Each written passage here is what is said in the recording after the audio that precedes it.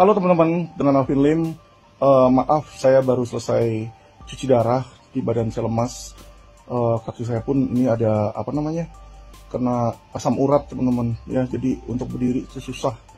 Teman-teman, saya mau memberikan klarifikasi kemarin ya. Ternyata yang memberikan donasi kepada Agus itu bukan Bapak Agwan dan bukan Bapak Ali Hanafi, teman-teman. Ini terkait saya, Novi bagaimana? Ayo dong. Ini ini sayang Novi. Saya sayang kamu juga. Jadi gini, untuk yang terkait Agus juga kita cabut.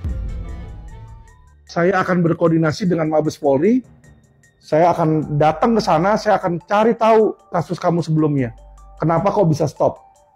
Karena informasi yang saya terima, lu punya oknum orang-orang Mabes. Lu punya oknum Mabes yang membela lu. Ya. Gue mau lihat siapa oknum lu. Gue mau lihat siapa oknum lu di Mabes, ya. Mau dia jenderal sekalipun akan gue copot nanti. Lu lihat aja, ya.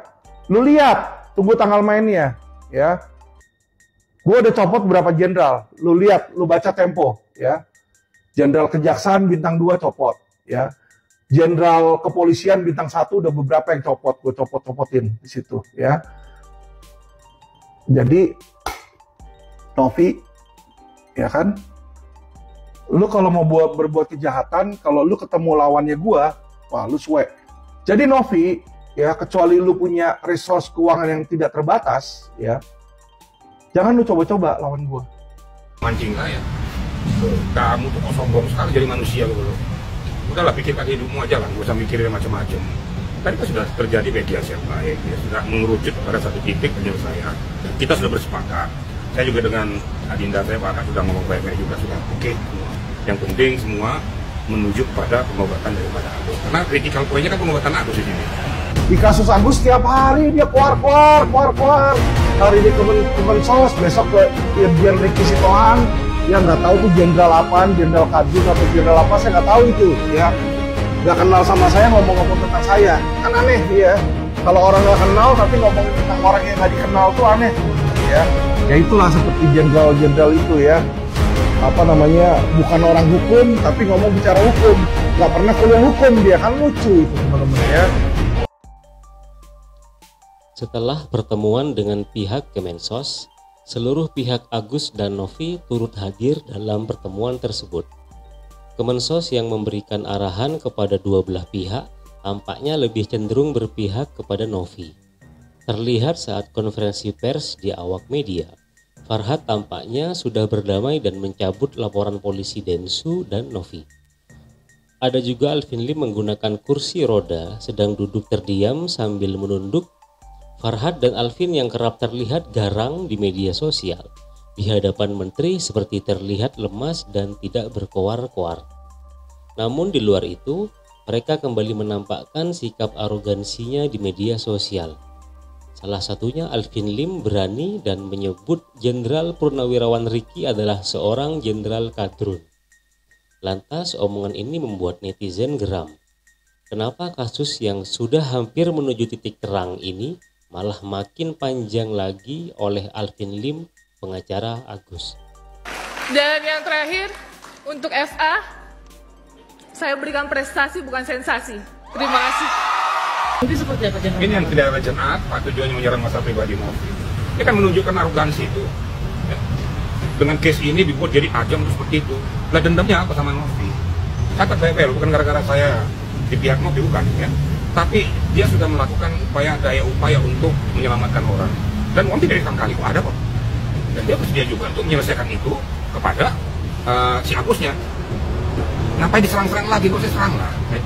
Sudahlah, kita harus menghindarkan rasa ego kita gitu. Itu yang saya tidak setuju.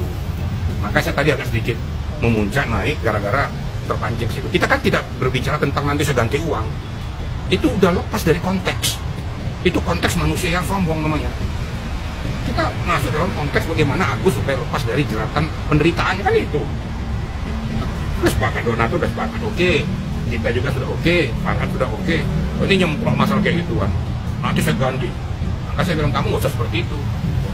Kamu boleh punya uang tapi jangan seperti itu. Masuk-masuk saya, ini kan jawab apa gitu. Itu kesombongan itu. Jenderal, mungkin Saya melihat demi kemanusiaan ya Pak ya. Saya jujur punya ngomong, nanganin perkara Agus ini bukan hanya nggak ada uang, tapi juga diserang dari mana-mana. Anak saya pun diserang ya ketika sedang live, dikata-katain kebun binatang, dikata-katain jenis kelamin di situ kan. Sangat-sangat tidak sopan karena anak saya ini masih orang yang di bawah umur. Ya, jadi makanya saya di sini menyatakan untuk perang melawan hal tersebut. Cobalah netizen ya, jangan seperti itu gitu loh. Nggak suka sama orang, oke lah. Nggak usah serang pribadinya, nggak usah serang keluarganya. Karena kalau itu dilakukan, maka apalah jadinya kita Indonesia bukan lagi negara santun. Ya demi kesehatan tetap bela Agus ya. Tetap. Sama kemanusiaan ya. Tetap. Ini saya juga lagi sakit di sini. Saya susah berdiri karena asam urat saya tinggi, tapi tetap saya datang demi Agus karena saya tahu dari beberapa pihak mau datang di situ. Setelah Farhad Abbas menurunkan tensinya terhadap pihak Novi, Alvin Lim malah seakan makin membabi buta menyerang pihak Novi. Bahkan sampai melebar ke ranah pribadi Novi.